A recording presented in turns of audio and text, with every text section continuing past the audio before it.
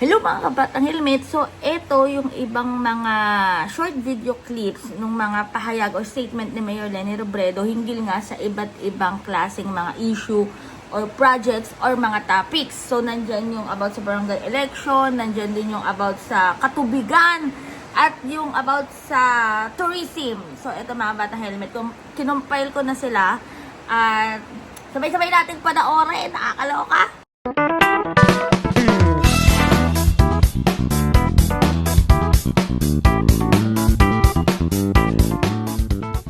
Isang ni-raise ko kay Senator Cheese, yung plebiscite for the HUC. Kasi sabi ko, nag-aalala ako, sa conversation, mukhang mapopostpone. Mukhang mapopostpone talaga yung barangay election. Sabi ko, nag-aalala ako sa gastos dun sa plebiscite. So, nag-promise si Senator Cheese na tutulungan tayo na maghanap.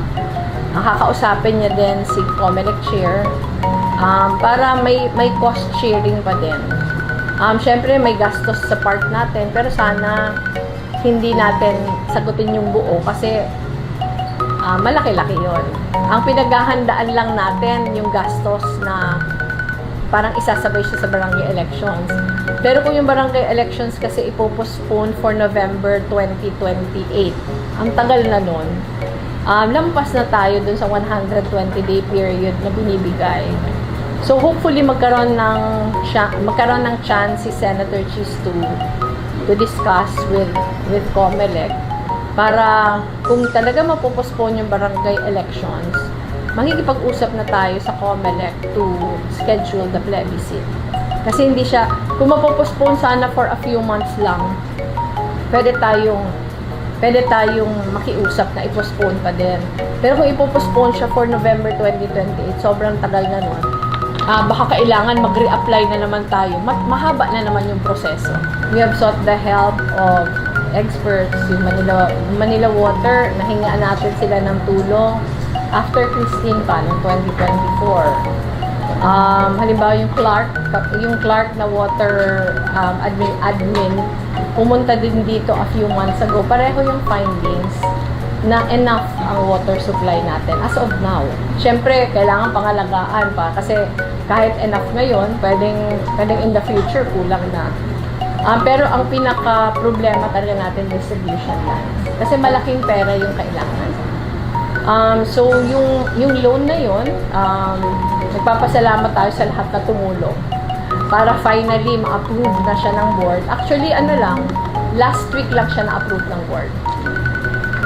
Tapos nung tinanong tayo kaya madalian yung pagpunta natin, kasi nung tumawag sa atin yung luwa, na okay bang pumunta kayo sa Manila on Friday, ang sabi ko, oo na kaagad tayo kasi baka mawala pa yan. Actually, ma-download ka agad yung money.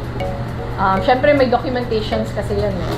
Pero hopefully ma-download agad para MNWD can already start. Kasi ano naman eh, alam na nila yung gagawin. Talaga naghihintay lang sila ng funding. Enough. Laging hindi enough eh.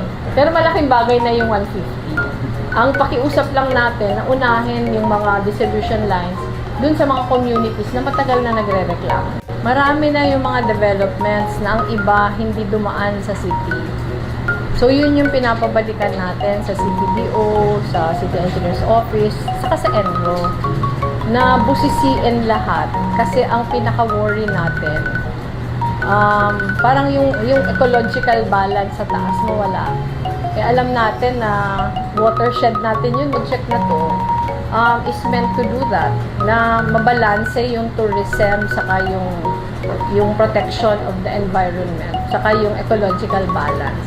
Kaya mas gusto natin na parang yung expert sa ganyan na klaseng projects yung gumawa.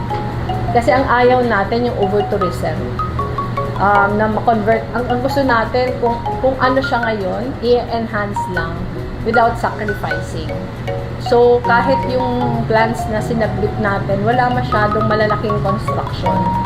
Mas mas binibisita. Kasi pag binibisita, mas naaalagaan din.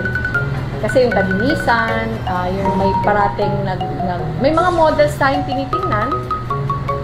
Halimbawa, yung Masungi Reserve, tinitignan natin yon.